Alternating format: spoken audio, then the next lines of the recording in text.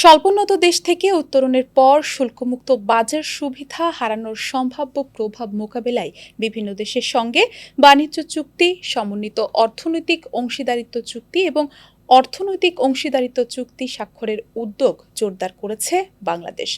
একই সঙ্গে আঞ্চলিক বাণিজ্য চুক্তির দিকেও গুরুত্ব দেওয়া হচ্ছে। দীর্ঘদিন ধরে বিভিন্ন দেশের সঙ্গে এসব চুক্তি নিয়ে আলোচনা চললেও এলডিসি থেকে উত্তরণের সময় ঘনিয়ে আসায় সরকার এখন বিষয়টিকে সর্বোচ্চ অগ্রাধিকার দিচ্ছে। এ বিষয়ে সংবাদ পর্যালোচনায় বিস্তারিত জানাতে আমাদের সঙ্গে যুক্ত আছেন সমকালের সিনিয়র রিপোর্টার মেজবাহুল হক। সঙ্গে আছি আমি তিন্নি অধিকারী। মেজবাহুল হক, আপনাকে স্বাগত জানাচ্ছি সমকাল স্টুডিওতে। ধন্যবাদ আপনাকে। কেমন আছেন? আছি আলহামদুলিল্লাহ। আচ্ছা, এই বাণিজ্য চুক্তি নিয়ে প্রথমেই আপনার কাছে যে প্রশ্নটা থাকবে সেটা হচ্ছে যে বাংলাদেশ এখন বাণিজ্য চুক্তির দিকে বেশি গুরুত্ব দিচ্ছে। শুধু চুক্তি করলে কি আমাদের রপ্তানি বাড়বে? জি, আপনাকে ধন্যবাদ। বাণিজ্য চুক্তিকে গুরুত্ব দিচ্ছে বলতে এটা বলা যায় যে গুরুত্ব দিতে হচ্ছে। কারণ এতদিন আমরা এলডিসি স্বল্প উন্নত দেশ হিসেবে জাতিসংঘের তালিকাভুক্ত ছিলাম। আচ্ছা। এই বিষয়টা এরকম যে আপনার বিশ্ব ব্যবস্থাটা যেমন আমাদের যদি আমরা যদি আমাদের নিজস্ব গ্রামীণ এলাকা দেখি যে যারা তুলনামূলক কম সম্পদশালী তাদেরকে একটা মানে যারা ধনী তাদের একটা সহযোগিতা করার একটা থাকে। সেরকমই বিশ্ব ব্যবস্থাতে যেসব দেশ তুলনামূলক কম উন্নত তাদেরকে কিছু কিছু সহযোগিতা দেওয়া হয়। এটা একটু বাণিজ্যের ভিতরে থেকে সহযোগিতা। কারণ আমরা এতদিন এলডিসি কান্ট্রি ছিলাম। এলডিসি হওয়ার কারণে আমরা যে কোনো দেশে যখন পণ্য রপ্তানি করতাম সেখানে আমাদের শুল্ক দেওয়া লাগতো না। ব্যতিক্রমও ছিল, যেমন এটা হলো WTO একটা রুল, সে রুলের আওতায়। এক্ষেত্রে আমাদের আমেরিকাতে কিছু তৈরি পোশাক আমরা পেতাম না, এরকম কিছু ব্যতিক্রম ছিল, বাট ওভারঅল আমরা শুল্ক সুবিধা পেতাম।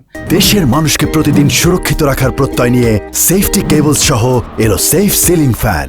আমরা এখন 2026 সালের নভেম্বরে আমাদের এলডিসি থেকে উত্তরণ হওয়ার কথা ছিল, কিন্তু আমাদের এই সাম্প্রতিক বিভিন্ন ইস্যু আপনি জানেন, অর্থনৈতিক আমাদের বেশ কিছুদিন থেকে খারাপ অবস্থায় আছে, রাজনৈতিক বড় পট পরিবর্তন, সব কিছু মিলিয়ে আমরা জাতিসংঘের কাছে আরও 3 বছর এটা বাড়ানোর একটা আবেদন করেছি। 2029 নভেম্বরে এটা আমরা চাচ্ছি, কিন্তু জাতিসংঘ তাদেরও 2টা কমিটি ইতিমধ্যে আমাদের এটা কমানোর ক্ষেত্রে বাড়ানোর ক্ষেত্রে সম্মতি দিয়েছে, কিন্তু সুনির্দিষ্ট করে বলেনি তারা কতদিন দিবে। তো আমরা চাচ্ছি এখন পর্যন্ত যে 2029, এবং এর ভিতরে আমরা আসলে 2029-এ যদি সময় পাই বা আরও যদি 28-এ যদি হয়, তাহলে আমরা আসলে আমাদের এটাকে তো ধরে রাখতে হবে, যেহেতু আমাদের তখন রপ্তানির ক্ষেত্রে যে কোনো কোনো জায়গায় ধরেন 15%, কোনো কোনো 18% যে আমাদের শুল্ক দেওয়া লাগতো, সেটা এখন লাগে না। বাট ওটা যখন আমরা এলডিসি উত্তোলন করবো তখন দেওয়া লাগবে। তাহলে আমাদের কি করতে হবে? তখন আমাদের এই দ্বিপাক্ষিক চুক্তিগুলো, এলাকা মুক্ত বাণিজ্য চুক্তি বলে অনেক সময় সেপা বা এই পিটিএ বিভিন্নভাবে এটাকে আখ্যায়িত করা হয়। এইসব চুক্তির আওতায় আমাদের ওই যে বাড়তি যে 18% বা 15% যে শুল্ক আরোপের বিষয় আছে, সেগুলো হয়তো প্রথম দিন থেকেই সম্পূর্ণ হবে না, কিন্তু কিছু কিছু পণ্য প্রথম দিন থেকে আমাদের শুল্ক দেওয়া লাগবে না। অর্থাৎ আমাদের এই রপ্তানির যে গতিটা সেটা স্মুথ থাকবে আর কি, মানে এটাতে কোনো প্রভাব পড়বে না।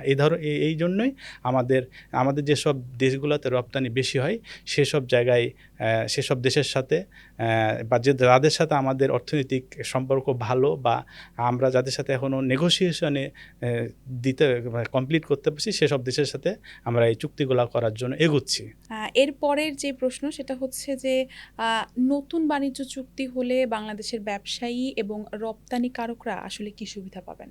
ওই যে আপনাকে একটা বললাম যে আমাদের এখানে রপ্তানি ব্যবসায়ী এবং রপ্তানিকারক, আমাদের রপ্তানিতে যে বিশেষ করে শুল্কর বিষয়টা, এটাই আমাদের মূল চ্যালেঞ্জ, সেটা আমাদের এখানেই হবে। তাছাড়া শুধু শুল্ক নয়, আমরা যখন দুই দেশের ভিতরে যখন একটা রাষ্ট্রীয় চুক্তি থাকে, ধরেন আমরা অনেক সময় বলি যে অনেক সময় ইনফর্মাল মিটিং বা দুই দেশের মিটিং টিটিং হয়, সেখানে অনেক কিছু উদ্যোগ থাকে যে আমরা ব্যবসা বাণিজ্য সম্প্রসারণে এই করবো সেই করবো, কিন্তু সেটা হয়তো কোনো চুক্তির আওতা নেই। কিন্তু যখন দুই দেশের মধ্যে একটা রাষ্ট্রীয় চুক্তি থাকে, তখন দুই দেশের উদ্যোক্তা বা ব্যবসায়ীরা দুই দেশের সাথে বাণিজ্য করতে কমফোর্ট ফিল করে, কারণ আমাদের রাষ্ট্রীয় একটা চুক্তি আছে। আর এখানে এইসব চুক্তিগুলো শুধু রপ্তানি ওরিয়েন্টেড, শুধু রপ্তানির ক্ষেত্রে সীমাবদ্ধ না, বিনিয়োগ, প্রযুক্তি, মেধাসত্ব, এসব বিষয়গুলো সার্বিকভাবে বিষয় আছে। কারণ আমরা ইতিমধ্যেই জাপানের সাথে চুক্তি করেছি, সেখানে এখন আমাদের কার্যকর হয়নি, কার্যকর হওয়ার একটা প্রক্রিয়া আছে, সংসদে অনুমোদন নেওয়া লাগতে পারে নতুন সরকার।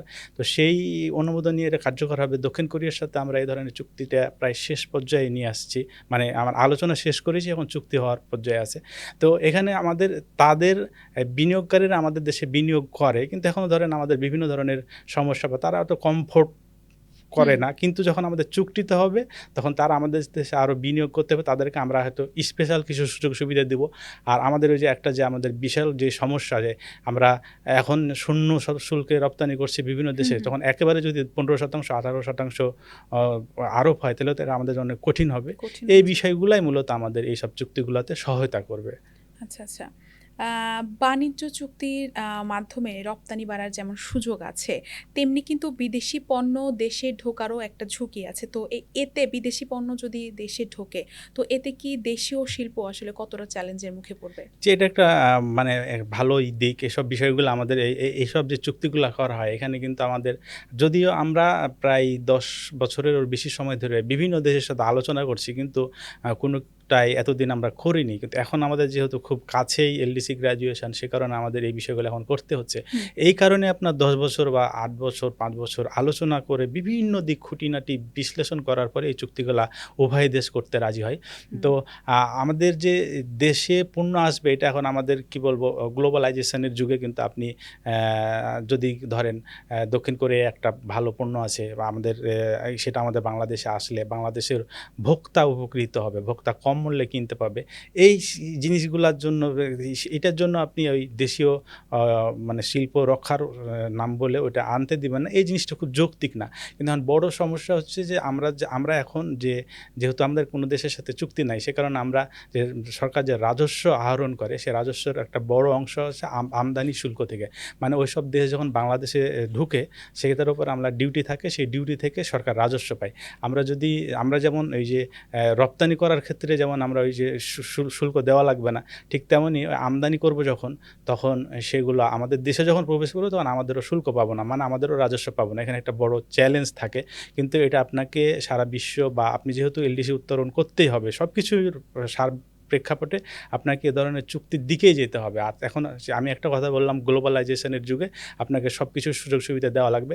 এর ভিতরে আপনার যদি কোনো থাকে, মানে কোনো কিছু নিয়ে থ্রেট থাকে, কোনো পণ্য নিয়ে, নকল পণ্য নিয়ে, সেটা আপনাকে তথ্য প্রযুক্তিগতভাবে আপনার কাস্টম শক্তিশালী করে এগুলো নিরাময় করতে হবে।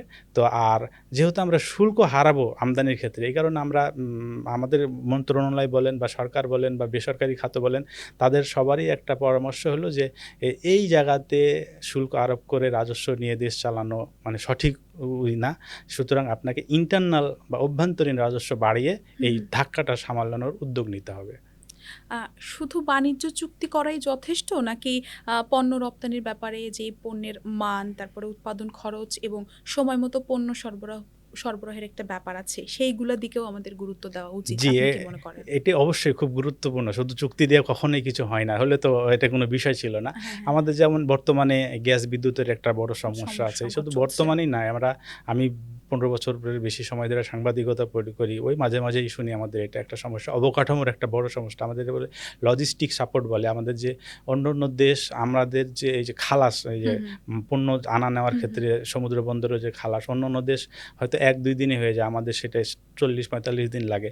এসব বিষয়গুলো সরকারের নজরে আছে। আমরা এর আগেও নিউজ করছি, বা এখানেও একটা ইঙ্গিত আছে। ছোট্ট একটা প্রশ্ন করতে চাই এখানে, এই কেন দীর্ঘ এত সময় কেন লাগে? অন্যান্য দেশের যেখানে 1-2 দিন, আমাদের সেখানে বলেন 40-45 দিন সময় লাগে। এখানে আমাদের এত দীর্ঘ সময় আসলে কেন লাগে? মানে আসলে আমাদের এই বিষয়গুলা সবারই একই প্রশ্ন, কিন্তু আমাদের সমস্যা হলো আমাদের ইন্টিগ্রেটেড সিস্টেমগুলো না। আমাদের যে কোনো একটা যেমন দুবাইতে একটা কোম্পানি খুলতে মনে হয় 15 মিনিটে খোলা যায়, কিন্তু আমাদের হলো 39 বা আরও বেশি সংস্থার আগে অনুমোদন নিতে হবে, আপনি জমি পাবেন না। মানে এই বিষয়গুলো হলো আমাদের দীর্ঘমেয়াদী একটা সমস্যা। হ্যাঁ, আমলাতান্ত্রিক জটিলতা বলে, মানে এক মন্ত্রণালয়ের কাজ আর এক মন্ত্রণালয়ের সাথে হয়তো মিলে না। আমাদের ওই যে একটা কথা বললাম, 39 বা 41টা প্রতিষ্ঠানের যখন আপনি অনুমোদন নিতে চাইবেন, ওরা এক ধরনের কোয়ারিজ দিবে। এই বিষয়গুলো আমাদের দীর্ঘমেয়াদী একটা সমস্যা আছে। কিন্তু এই বিষয়গুলো একটু সমাধানের জন্য বর্তমান সরকার বেশ কিছু উদ্যোগ নিয়েছে। বিডাকে শক্তিশালী করা, বা ওই যে ওয়ান স্টপ সার্ভিসটাকে আরও কার্যকারী করার উদ্যোগ নেওয়া হয়েছে। আমরা এই সরকার আসার পরই একটা স্লোগান শুনছি যে আপনি যে বললেন যে এই কাজগুলা কিভাবে 7 দিনের ভিতরে বা কিভাবে আরও কম সময়ে দেওয়া যায়, প্রয়োজনে সাময়িকভাবে দিয়ে পরবর্তীতে তার যাচাই বাছাই করে স্থায়ীভাবে দেওয়া, এইসব উদ্যোগ নেওয়া হচ্ছে। কিন্তু আমাদের এটা আসলে এটাকে অবকাঠামো সংকটটা অনেক দিন থেকে। 2 নম্বর কথা হচ্ছে আমাদের যোগাযোগ ব্যবস্থাটা এখনও সেভাবে গড়ে ওঠেনি। আমরা তারপর আমাদের তো গ্যাস, বিদ্যুৎ বা জ্বালানির বিষয়টা আমাদের সবথেকে কঠিন ইস্যু। জ্বালানি বিষয়টা আমাদের আমদানি নির্ভরতার উপর খুব গুরুত্ব দেওয়া হয়েছে। গত 15-16 বছর যে আমাদের যে সরকার ছিলেন, সেই সরকারেই তখন পর্যন্ত আমাদের আমদানি এলএনজি আমদানির উপর খুব নির্ভরতা হয়েছে। আমাদের নিজস্ব গ্যাস উত্তোলনের একটা নীতিমালাই ছিল সেটা খুব এখন বা তখনও অনেক অর্থনীতিবিদ বলে আসছেন, জ্বালানি বিশেষজ্ঞরা বলে আসছেন এটা ঠিক না, বাট আমরা সেটার এখন সাফার করছি। তো এই বিষয়গুলা সরকারও যেহেতু আমাদের 3 বছর সময় চেয়েছি জাতীয় সংঘের কাছে, তারা দিতে চাইছে। 3 বছরে আমরা কি করবো এরকম সরকার একটা প্ল্যান করেছে। এই প্ল্যানের ভিতরে সরকার এই বিষয়গুলো রেখেছে যে কতভাবে এইগুলাকে মানে সহজ করা যায় বা জ্বালানিটা নিশ্চিত করা যায়, এই বিষয়গুলো আছে। এখন এটা কতটুকু বাস্তবায়ন হবে সেটা আমরা হয়তো সামনে দেখব। আচ্ছা, পণ্যের মান এবং উৎপাদন খরচ নিয়ে যে আমাদের উৎপাদন হলো এখন মানের বিষয়টা আমাদের এখানে এলডিসি গ্র্যাজুয়েটের সাথে মানের বিষয়গুলো খুবই জড়িত, প্যাটেন্ট আইন, তারপর কপিরাইট, এই বিষয়গুলা। তো আমরা তো এই বিষয়গুলো নিয়ে বেশ কিছু সময় আমাদের বড় রপ্তানি গন্তব্য হচ্ছে ইউরোপ, আমেরিকা। আমেরিকা থেকে সময় সময় তারা নকল পণ্যের অভিযোগ তুলে বাংলাদেশকে বলে, এবার সেটুকু হয়তো রিকভারি করার চেষ্টা করা হয়। আর আপনি যে উৎপাদনশীল বা উৎপাদন খরচ, এটা আমাদের জন্য একটা বেশি খুব চ্যালেঞ্জিং বিষয়। এখানে হচ্ছে কারণ আমাদের এখন অন্যান্য দেশ উৎপাদনশীলতায় আমাদের থেকে এক সময় আমরা শুনছিলাম যে 3 গুণ পিছিয়ে আছে আমরা, এরকম বা আরও হয়তো এরকম যে দেখা যাচ্ছে যে একই পণ্য ভিয়েতনামে উৎপাদন করতে যা হয় আমাদের সাথে তার থেকে বেশি 3 গুণ সময় লাগে। তাছাড়া এখন আপনি খুব এটা ভালোভাবে জানবেন যে কোনো জায়গায় এআইয়ের ব্যবহার বিশেষ মানে গুরুত্ব পাচ্ছে এবং সেটাতে অনেক উৎপাদনশীলতা কমিয়ে আনছে। কিন্তু আমাদের দেশে আমরা মূলত রপ্তানি করি গার্মেন্টস, সেখানে এখনও নারী নির্ভর কর্মক্ষেত্র, কিন্তু তারা এখনও কতটুক এআই নির্ভর হতে পারছে এটা আমাদের এখনও প্রশ্ন। কিন্তু আমাদের এই প্রশ্নগুলা রেখেই আমাদের এইসব বিষয়গুলো নিয়ে এগোতে হবে এবং এখানে পিছিয়ে থাকার কোনো সুযোগ নেই। আমাদের সবসময় একটা হলো যে আমাদের উৎপাদনশীলতা অনেক এগিয়ে নেওয়ার সুযোগ আছে, সেখানেই কাজ করতে হবে। এবং এটা নিয়েই আমরা যে এলডিসি গ্র্যাজুয়েশনের একটা ওই রোডম্যাপ দেখছিলাম, সেখানে এই বিষয়গুলো বেসরকারি খাত, মানে সরকার তো কিছু উদ্যোগ নিয়েছে, বেসরকারি খাতকেও কিছু কাজ করতে হবে এরকম অন্তত তারা 15 দফায় একটা সমস্যা চিহ্নিত করেছে, সেগুলো নিয়ে তারা 3 বছরে কাজ করবে সরকারি বেসরকারিভাবে। মেজবাল হক, আপনাকে অসংখ্য ধন্যবাদ। দর্শক, এই ছিল আজকের আমাদের সংবাদ পর্যালোচনার বিষয়। অন্য কোনো দিন অন্য কোনো বিষয় নিয়ে আবারও যুক্ত হব আপনাদের সঙ্গে। ততক্ষণ সমকালের সাথেই থাকুন।